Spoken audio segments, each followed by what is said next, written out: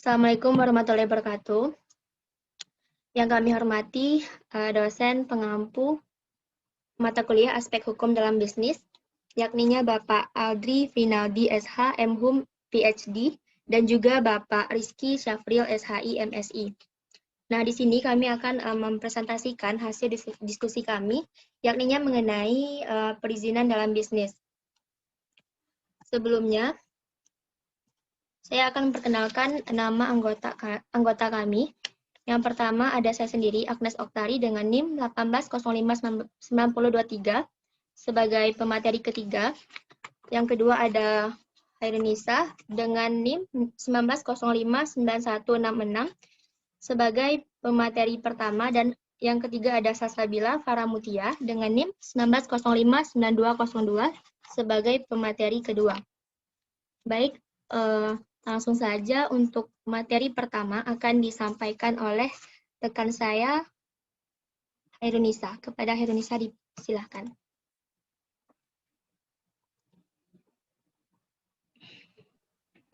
Baiklah, saya akan menjelaskan masalah pengaturan perizinan. Hukum perizinan merupakan bagian dari hukum administrasi negara. Yang dimaksud dengan perizinan adalah melakukan perbuatan atau usaha yang sifatnya sepihak yang berada di bidang hukum publik yang berdasarkan wewenang tertentu yang berupa penetapan dari permohonan seseorang maupun badan hukum terhadap masalah yang dimohonkan. Masalah perizinan. Pemerintah telah mengeluarkan peraturan yaitu Impres nomor 5 tahun 1984. Tanggal 11 April 1984 tentang pedoman penyelenggaraan dan pengendalian perizinan di bidang usaha. Dikeluarkan pedoman ini dimaksudkan untuk menunjang keberhasilan pelaksanaan pembangunan yang bertumpu pada trilogi pembangunan yaitu pertumbuhan ekonomi yang cukup tinggi, stabilitas nasional yang sehat dan dinamis, serta pemerataan pembangunan dan hasil-hasilnya. Lanjut.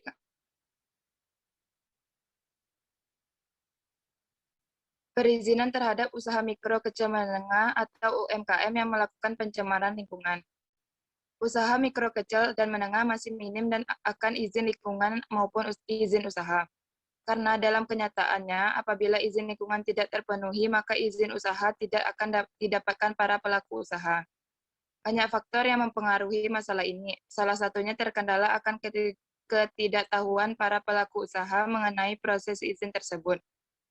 Selain itu, adanya biaya yang dibayar oleh pelaku usaha apabila menerbitkan suatu perizinan. Jika dilihat kebijakan yang dibuat pemerintah sudah cukup efektif, antara lain melakukan upaya kelola lingkungan dan upaya pemantauan lingkungan serta menerbitkan suatu peraturan perundang-undangan mengenai perizinan berusaha terintegrasi secara elektronik atau online single submission. Dengan undang-undang tersebut, masalah perizinan sekiranya dapat dimudahkan karena melalui online saja izin tersebut sudah bisa didapatkan pelaku usaha.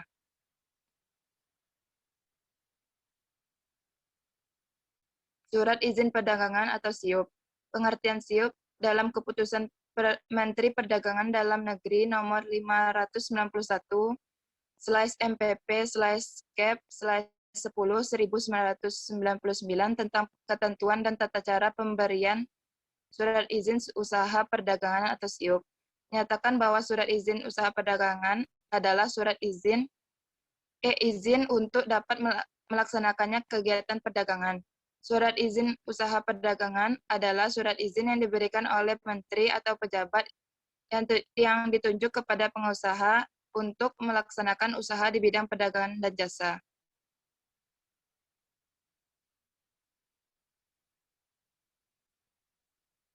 Fungsi SIUP bagi pemerintah, surat izin usaha perdagangan ini berfungsi sebagai dokumen dan pendataan badan usaha yang ada di Indonesia. Sedangkan fungsi SIUP bagi pengusaha yaitu sebagai dokumen yang sah dari pemerintah bahwa kegiatan usahanya telah mendapatkan izin. Secara umum, fungsi SIUP adalah sebagai berikut.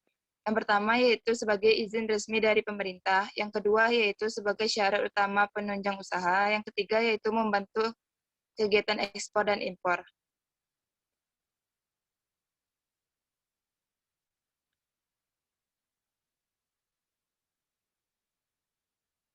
Manfaat SIUP bagi pelaku usaha. Sebuah usaha akan diakui pemerintah sehingga secara penuh usaha yang dijalankan akan mendapatkan perlindungan dari hukum. Adanya perlindungan tersebut bertujuan agar usaha kita terbebas dari penertiban liar. Jika di kemudian hari terjadi sengketa, maka SIUP dapat dijadikan sebagai pegangan legalitas. Yang kedua yaitu dengan memiliki SIUP, maka seorang pengusaha akan dimudahkan ketika melakukan peminjaman modal ke bank atau koperasi, termasuk juga dibutuhkan saat mengikuti lelang atau tender. Yang ketiga yaitu bagi bisnis ekspor-impor wajib memiliki SIUP. Yang terakhir yaitu dari pengertian SIUP menjelaskan legalitas usaha yang dijalankan, maka secara otomatis usaha tersebut memiliki kredibilitas yang terpercaya karena diakui oleh pemerintah. Dengan kredibilitas ini, maka dapat meningkatkan kepercayaan konsumen. Sekian penyampaian materi dari saya kembalikan kepada moderator. Baik, terima kasih kepada Khairunisa yang sudah menyampaikan materinya. Selanjutnya untuk materi jenis-jenis SIUP akan disampaikan oleh Salsabila. Kepada Salsabila disilakan.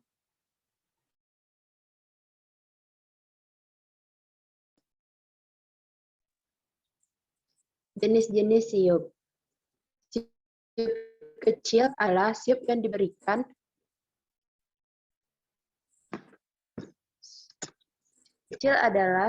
diberikan pada pemilik badan usaha dengan kekayaan modalnya mulai dari 50 juta hingga maksimal 500 juta. Yang kedua, SIUP menengah. SIUP menengah adalah jenis SIUP yang diberikan kepada pemilik usaha dengan kekayaan modal antara 500 juta hingga maksimal 10 miliar. SIUP besar. SIUP besar adalah jenis SIUP yang diberikan kepada pemilik usaha dengan kekayaan modalnya mencapai lebih dari 10 miliar.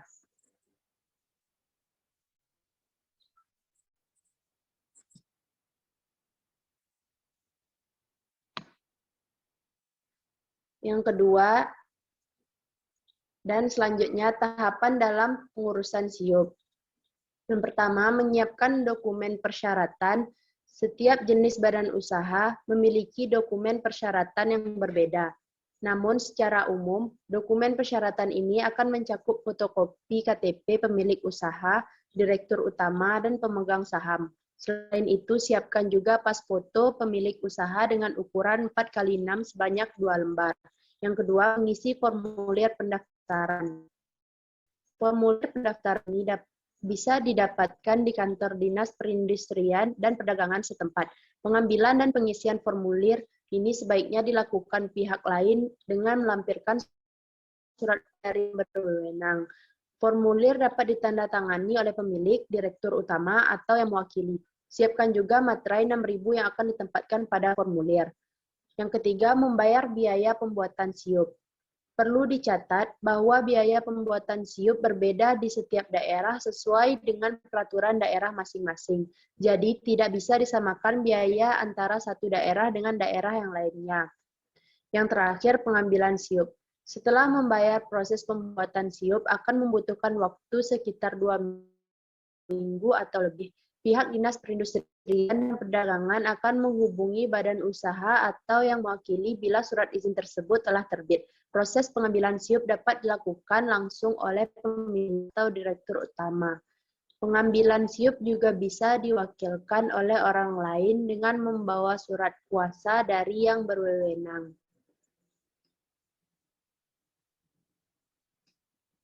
Selanjutnya, perizinan lembaga pembiayaan. Lembaga pembiayaan menurut Kepres tahun 1988 dijelaskan bahwa lembaga pembiayaan adalah badan usaha yang dilakukan pembiayaan dalam bentuk penyediaan dana atau modal dengan tidak menarik dana secara langsung dari masyarakat. Peranan lembaga pembiayaan. Lembaga pembiayaan mempunyai peranan penting yang lebih penting, yaitu salah satu lembaga sumber pembiayaan alternatif yang potensial untuk menunjang pertumbuhan perekonomian nasional. Di samping peran tersebut, lembaga pembiayaan juga mempunyai peran penting dalam hal pembangunan, yaitu menampung dan menyalurkan aspirasi dan minat masyarakat. Berperan aktif dalam pembangunan di mana lembaga pembiayaan ini diharapkan masyarakat atau pelaku usaha dapat mengatasi salah satu faktor yang umum dialami, yaitu faktor permodalan.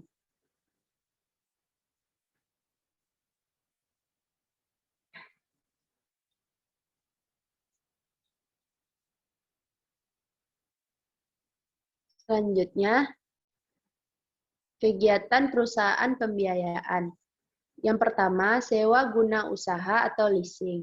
Leasing adalah kegiatan pembiayaan dalam bentuk penyediaan barang modal baik secara sewa guna usaha dengan hak opsi finance lease maupun sewa guna usaha hak opsi operating lease untuk digunakan oleh leases selama jangka waktu tertentu berdasarkan pembayaran secara berkala. Yang kedua, anjak piutang atau factoring. Menurut keputusan Menteri Keuangan nomor 125 KM 013/1988 tanggal 20 Desember 1988, anjak piutang adalah badan usaha yang melakukan kegiatan pembiayaan dalam bentuk pembelian dan atau pengalihan secara pengurusan piutang atau tagihan jangka pendek suatu perusahaan dari transaksi perdagangan dalam dan luar negeri. Dan yang terakhir, usaha kartu kredit. Menurut Peraturan Presiden Nomor 9 Tahun 2019, usaha kartu kredit adalah kegiatan pembiayaan untuk pembelian barang dan jasa dengan menggunakan kartu kredit.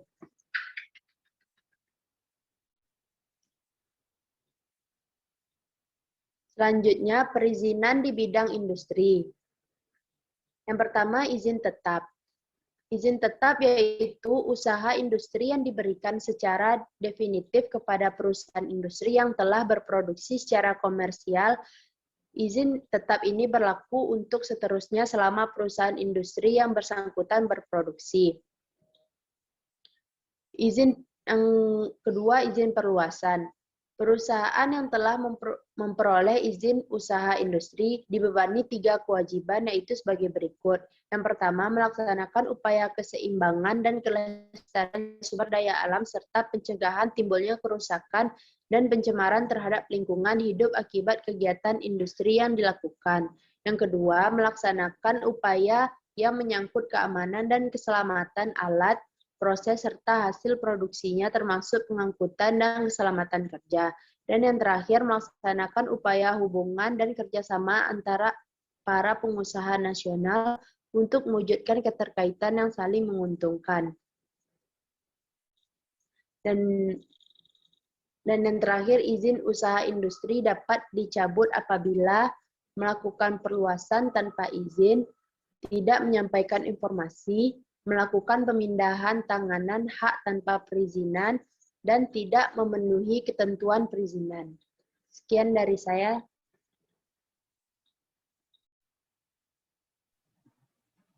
Baik, terima kasih kepada Salsa yang sudah menyampaikan materinya. Selanjutnya akan saya lanjutkan. Materi selanjutnya yaitu mengenai pajak atas biaya materai. Biaya materai adalah pajak yang dikenakan atas dokumen berupa kertas yang menurut Undang-Undang Biaya Materai menjadi objek biaya materai. Dasar hukum pengenaan biaya materai dalam undang-undang ini berlaku sejak tanggal 1 Januari 1986. Selain itu, untuk mengatur pelaksanaannya telah dikeluarkan Peraturan Pemerintah Nomor 7 Tahun 1995 sebagaimana telah diubah dengan Peraturan Pemerintah Nomor 24 Tahun 2000 tentang perubahan tarif biaya materai dan besarnya batas pengenaan harga nominal yang dikenakan biaya materai. Selanjutnya, ada prinsip umum biaya materai. Ada beberapa prinsip umum biaya materai. Yang pertama, yaitu ada biaya materai dikenakan atas dokumen atau merupakan pajak atas dokumen. Yang kedua, satu dokumen hanya terutang satu biaya materai. Dan yang terakhir, yaitu ada rangkap atau tindasan atau yang ikut ditandatangani terutang biaya materai sama dengan aslinya. Berikutnya ada fungsi biaya materai. Menurut Undang-Undang Nomor 13 Tahun 1945 tentang biaya materai disebutkan bahwa fungsi materai adalah pajak dokumen yang dibebankan oleh negara untuk dokumen tertentu. Jadi, pada dasarnya biaya materai adalah pajak atau objek pemasukan kas negara yang dihimpun dari dana masyarakat yang dikenakan terhadap dokumen tertentu. Karena itu, dokumen berharga yang dibubuhi materai akan dianggap sah selama memenuhi ketentuan Pasal 1320 KUH Perdata. Jika dokumen tersebut ingin digunakan sebagai alat bukti di pengadilan, harus dilunasi biaya materai yang terutang. Namun, bukan berarti setiap dokumen perlu dibubuhi materai. Jika tidak dibubuhi materai, tidak akan menjadikannya sebagai tidak sah. Tetapi dokumen itu tidak dapat digunakan sebagai alat bukti di pengadilan. Untuk yang selanjutnya itu ada tarif biaya materai. Berdasarkan Undang-Undang Nomor 13 Tahun 1985 atau disebut juga dengan Undang-Undang Biaya Materai dan Peraturan PP Nomor 7 Tahun 1995, sebagaimana telah diubah dengan PP Nomor 24 Tahun 2000 tentang perubahan tarif biaya materai dan besarnya batas pengenaan harga nominal yang dikenakan biaya materai. Menyatakan bahwa dokumen-dokumen yang dikenakan tarif biaya materai antara lain. Yang pertama yaitu ada tarif biaya materai 6.000 untuk dokumen yang terdiri dari yang pertama itu ada surat perjanjian dan surat-surat lainnya yang dibuat dengan tujuan untuk digunakan sebagai alat pembuktian mengenai perbuatan, kenyataan, atau keadaan yang bersifat pendata. Yang kedua itu ada akta-akta notaris termasuk salinannya 6.000. Yang ketiga ada akta-akta yang dibuat oleh pejabat pembuat akta tanah termasuk rangkap-rangkap 6.000. Yang keempat ada surat berharga seperti wesel, promes, dan askep 6.000. Selanjutnya ada dokumen yang akan digunakan sebagai alat pembuktian di muka pengadilan 6.000 yaitu yang pertama ada surat-surat biasa dan surat-surat kerumah tanggaan. Sedangkan yang kedua itu ada surat-surat yang semula tidak dikenakan biaya materai berdasarkan tujuannya jika digunakan untuk tujuan lain atau digunakan oleh orang lain selain dan tujuan semula. Selanjutnya ada untuk dokumen yang menyatakan jumlah uang seperti pintas, nilai statement, dan lain-lain dengan batasan sebagai berikut. Yang pertama itu ada nominal sampai Rp250.000 tidak dikenakan biaya materai. Yang kedua, di atas antara Rp250.000 sampai dengan Rp1.000.000 dikenakan biaya materai sebesar Rp3.000. Selanjutnya itu ada di atas Rp1.000.000 dikenakan biaya materai Rp6.000. Berikutnya ada cek dan biljet giro dikenakan biaya materai dengan tarif sebesar Rp3.000 tanpa batas pengenaan besarnya harga nominal. Dan yang terakhir itu ada efek dengan nama dan dalam bentuk apapun yang mempunyai harga nominal sampai dengan Rp1.000.000 dikenakan biaya materai Rp3.000, sedangkan yang mempunyai harga nominal lebih dari Rp1.000.000 dikenakan biaya materai Rp6.000. Selanjutnya itu ada dokumen-dokumen yang dikenakan biaya materai. Pada prinsipnya dokumen yang harus dikenakan materai adalah dokumen yang menyatakan nilai nominal sampai jumlah tertentu, dokumen yang bersifat perdata, dan dokumen yang digunakan di muka pengadilan. Itu ada 6 macam. Yang pertama itu ada alat pembuktian perbuatan, kenyataan atau keadaan yang bersifat perdata. Yang kedua, akta-akta notaris termasuk salinannya. Yang ketiga, akta-akta yang dibuat oleh pejabat pembuat akta tanah termasuk rangkap-rangkapannya. Yang terdiri dari yang pertama ada yang menyebutkan penerimaan uang, yang kedua yang menyatakan pembukuan uang atau penyimpanan uang dalam rekening bank, yang ketiga ada yang berisi pemberitahuan saldo rekening di bank, Dan yang terakhir, yang berisi pengakuan bahwa utang uang seluruhnya atau sebagian telah dilunasi atau diperhitungkan. Untuk yang kelima itu ada surat berharga seperti wesel, promise, accept, dan cek. Dan yang terakhir itu ada dokumen yang dikenakan biaya materai juga terhadap dokumen yang akan digunakan sebagai alat pembuktian di muka pengadilan, yaitu surat-surat biasa dan surat-surat kerumah tanggaan dan surat-surat yang semula tidak dikenakan biaya materai berdasarkan tujuannya, jika digunakan untuk tujuan lain atau digunakan oleh orang lain.